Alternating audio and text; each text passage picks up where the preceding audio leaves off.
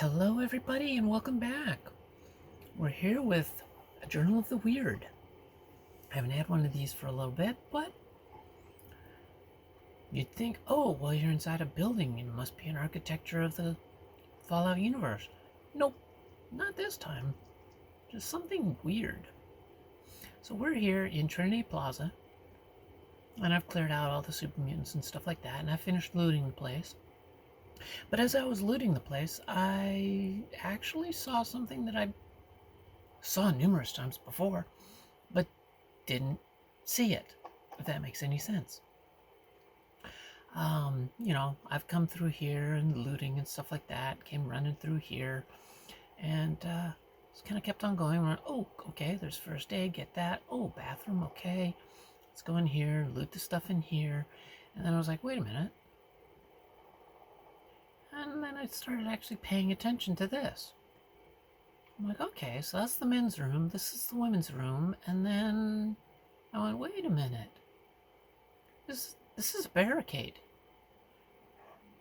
Kind of a silly one with this little metal chair against it, but it is a barricade.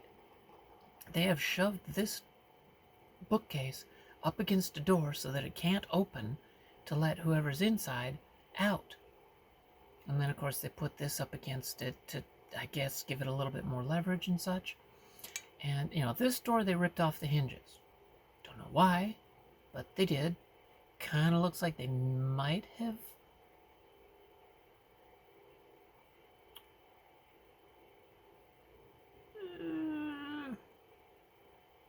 I really don't think this necessarily. Maybe that fell and smashed through the door and then they just ripped the door off the hinges. It's kind of sitting funny though. Maybe. But this is definitely placed here. And I was kind of thinking, why? And then it occurred to me that this might have occurred sometime shortly after the Great War, in which the survivors here, because there are some, well, let's see, the majority of the survivors, there they are. They're in here. Take that wine from you.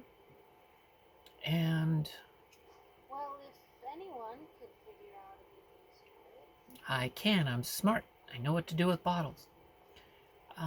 So you've got three men here drinking wine.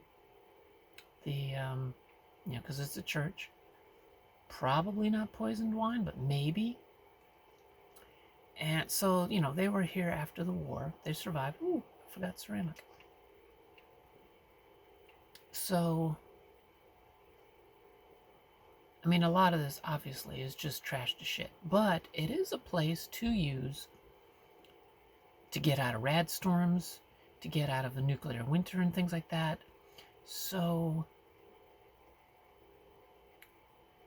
what happened here? The only thing I can really think of is somebody either started becoming a ghoul, and everybody here who, it's been a month or two after the war, obviously they've never seen a ghoul before, they're thinking, oh my god, this person's becoming a monster, quick, lock them in the bathroom and barricade the bathroom so they can't escape.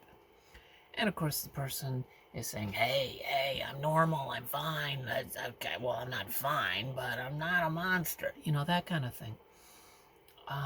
Or maybe the person was a ghoul and then was becoming feral. So then they barricaded them in here. But honestly, I'm leaning more towards the first one, where it was a person who their genetics was just kind of absorbing the DNA. It was absorbing the radiation, altering their DNA, and they were one of the people that radiation would turn them into a ghoul and not kill them.